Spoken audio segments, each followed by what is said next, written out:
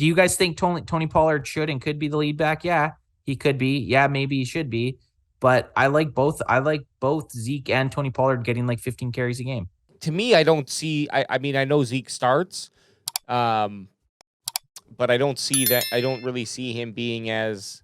I guess yes, he is the lead back, but I just like how they play TP. I don't see that they utilize TP as a backup necessarily. I don't think there's a one RB1 and an RB2. I think they're both starting caliber running backs, and I think they're playing them both very well. Yeah, you're saying I like what we got going on with them. I think we absolutely need them.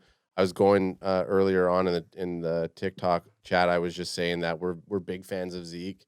Pollard can't block like Zeke. We still need him out for those types of plays, and just give him the tough yardage and have Pollard get a little bit more reps. I think the problem with what we see now is that neither back gets the flow. Like they can't get into that rhythm. They don't get that kind of the touch and feel of it. So if I was to look, I would say give Zeke those tough yards, but give him a couple more reps less than Pollard, and have Pollard be a little bit more of our true RB1, I guess you could say. I want to see both them dance. Yeah. Look, that's not a bad point though. Getting a player into rhythm. I mean, TP did not have an exceptional amount of rushing yards. I'm just looking here. He had 14 carries. He just went off on a whole bunch of. That's what I mean. There's no reason that Tony Pollard can't do exactly what he did last week with Zeke in the lineup. There's games Tony Pollard's going to get 14 carries with Zeke in, and there's going to be games against the Eagles, for example.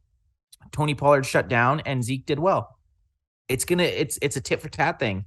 The NFL is by no means a one running back league now. You need two good running backs, and we have two very good running backs. There's maybe the Browns that are ahead of us with Kareem Hunt and Chubb. But besides those guys, I would say we're top 3 in running back tandems, and you need a very, very good running back tandem.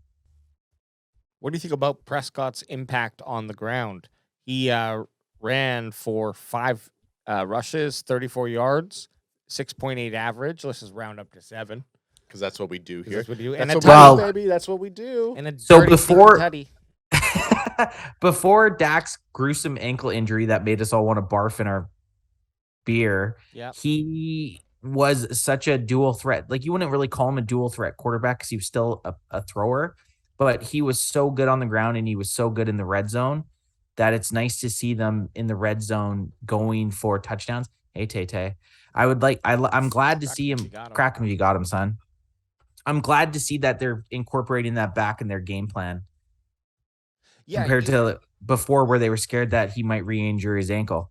I like the utilization in the red zone, because red zone is a pressure zone, right? There's a cap on how deep you can go, so the defense can play kind of softer in that and take away the pass a lot easier.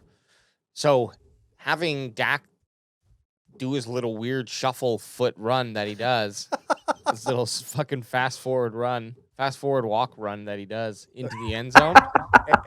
It doesn't Anth look like he's playing? He's a cutout of Dak's head right now. Yeah, come closer to the screen. No, come closer to the screen. Come closer.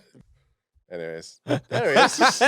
Yeah, touchdown! Hey, it's a bobblehead, Dak Prescott here on the CanFan podcast. So, yeah, of course, a mobile quarterback, that's going to be a nice, deadly addition. And God help us that we don't see that fucking ankle twist again.